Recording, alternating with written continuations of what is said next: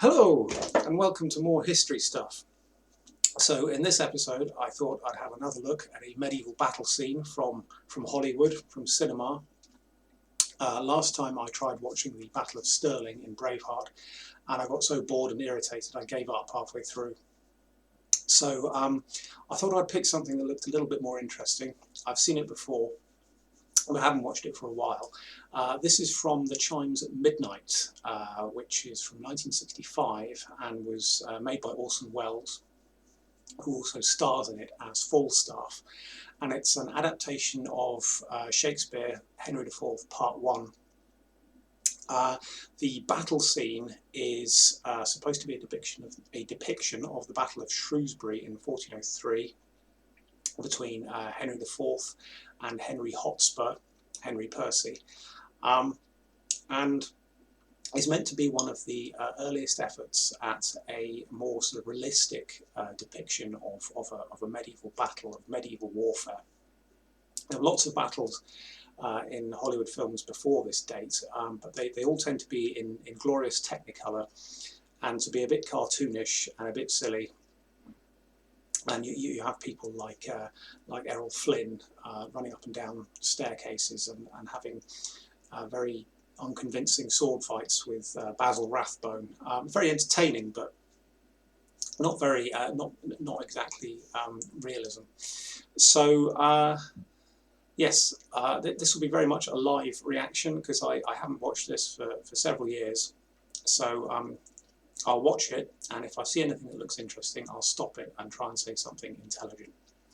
So let's get on with it.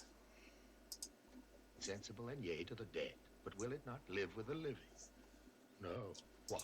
That's Orson Welles as Falstaff on the left, and some guy whose name I don't remember playing Prince Henry, later Henry V, on the right.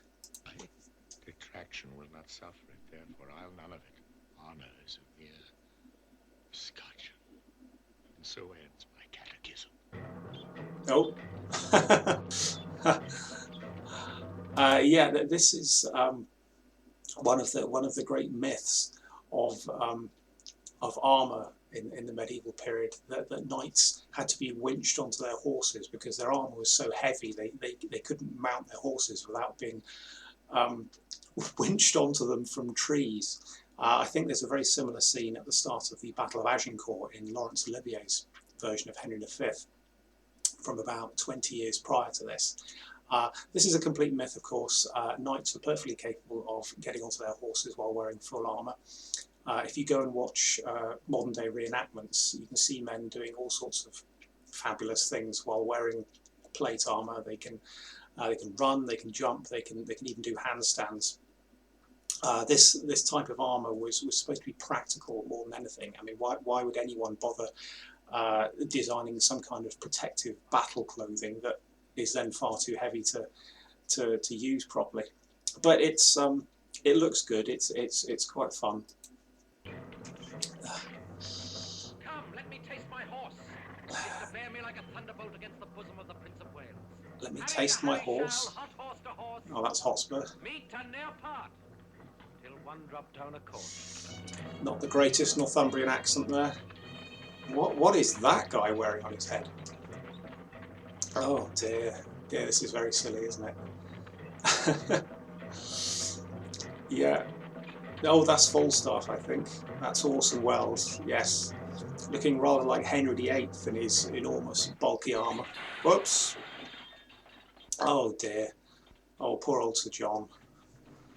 Oh. Falstaff is meant to be based on a real English knight, Sir John Fastolf, who was in fact quite a prominent and very successful career soldier in the latter part of the 100 Years' War, and not a fat buffoon. But that's Shakespeare for you. Okay, what's going on now? Cavalry charge. Oh, that's presumably Hotspur's men. Charging, there's Falstaff waving his arms. Get into position, you scum. Quickly.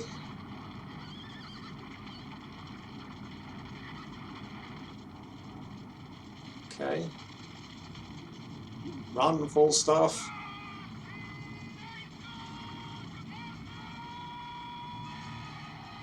Oh. So this is quite impressive, actually.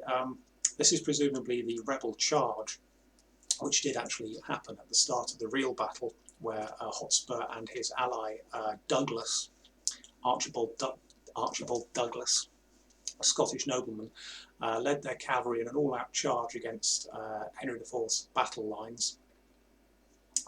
And yeah, this is quite impressively mounted. And there's something about the black and white and the mist rising off the ground that makes it even more evocative. A bit disorganised, perhaps.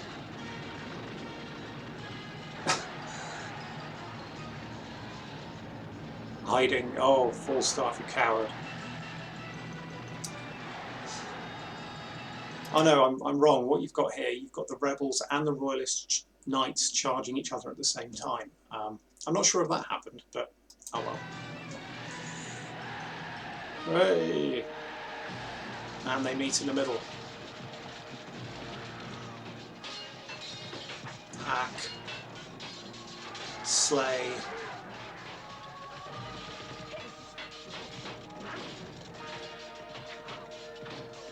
Oh, and the infantry have got involved as well. They've all just charged each other in a big mass. Oh, archers.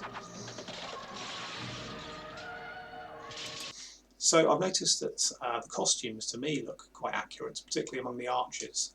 This is early 15th century, which isn't really my era. I'm more sort of a 13th century person, but the armour and the weaponry look fairly realistic, even if the bit where the knights are being winched on the horses was ridiculous, but never mind.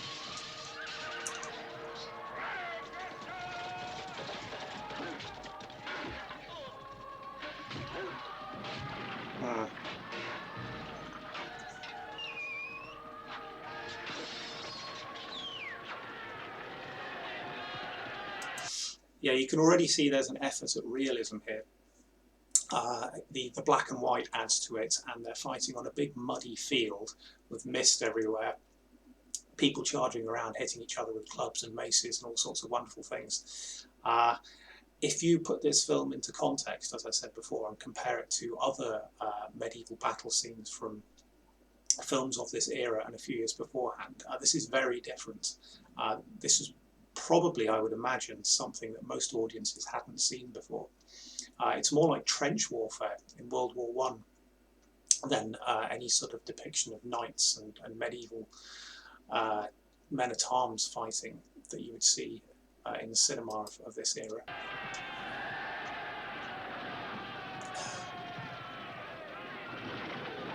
Ooh.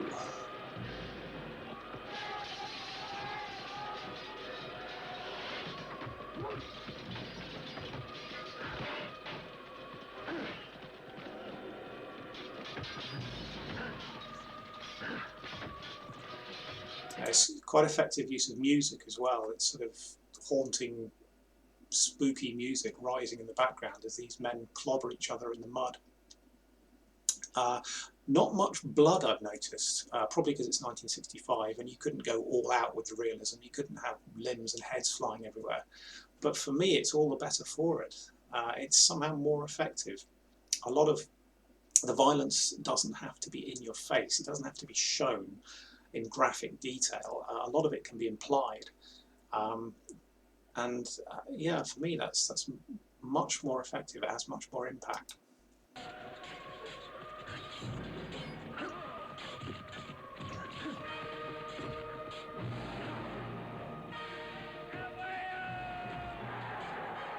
Lots of close-up shots.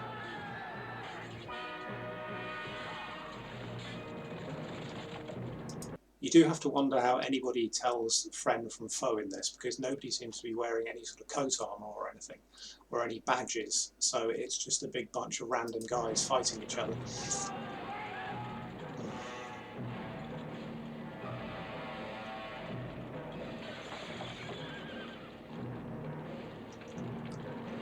It does, it's got a certain something though. It has got definite realistic quality about it.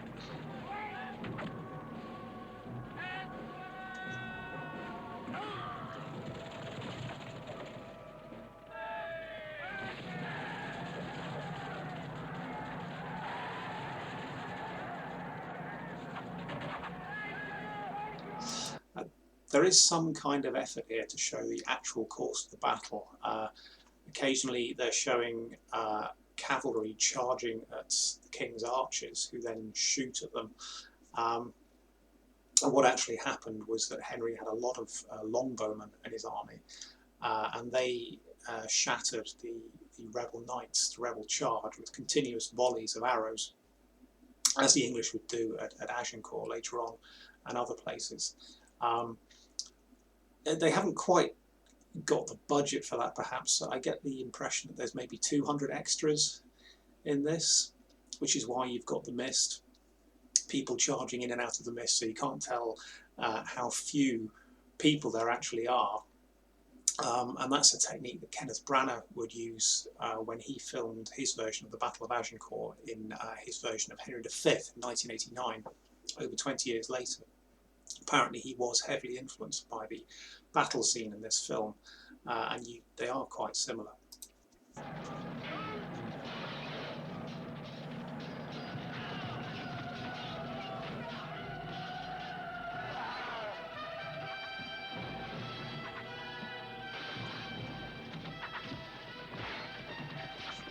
Yeah, they're definitely trying to show the impact that the archers had on the course of the battle here.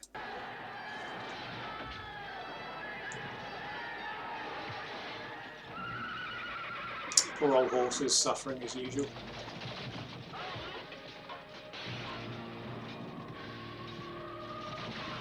Ooh, ouch. If you listen in the background, you can hear the Percy war cry, Esperance Percy. So it's quite a nice touch. They're actually using his actual war cry in this battle scene.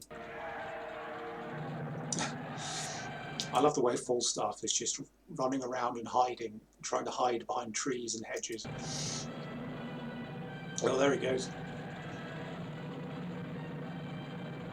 I have to say, I'm with Falstaff. I would definitely have been the guy running around trying to find somewhere to hide. I mean, who wouldn't?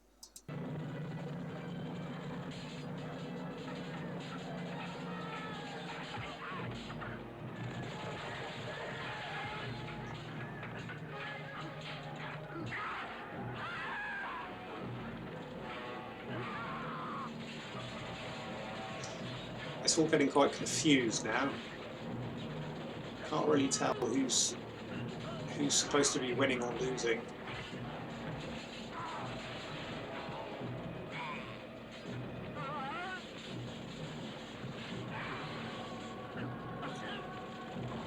And they've speeded it up as well.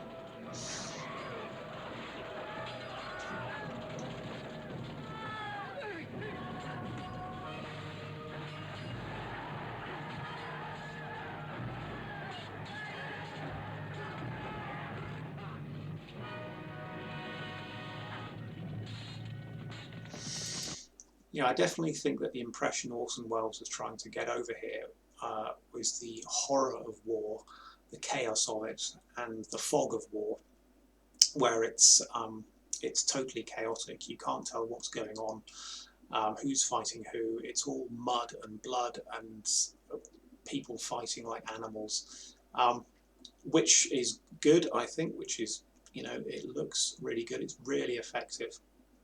My only criticism is that it wouldn't have been quite as chaotic.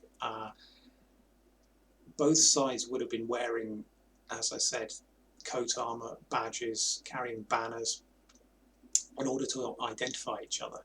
This is just a big scrum of random guys wrestling in the mud, which isn't terribly realistic, but because it's so well shot, I have to admit I'm finding it much more impressive than something like Braveheart, which I think has got a very spurious authenticity to it.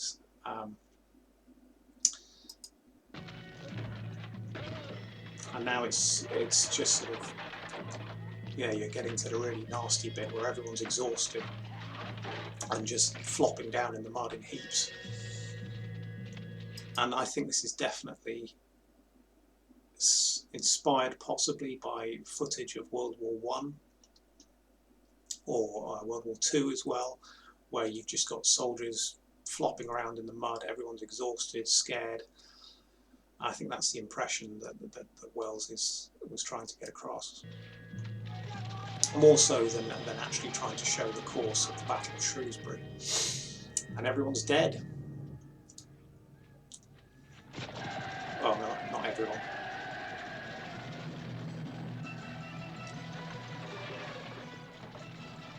Oh, there's the Prince of Wales.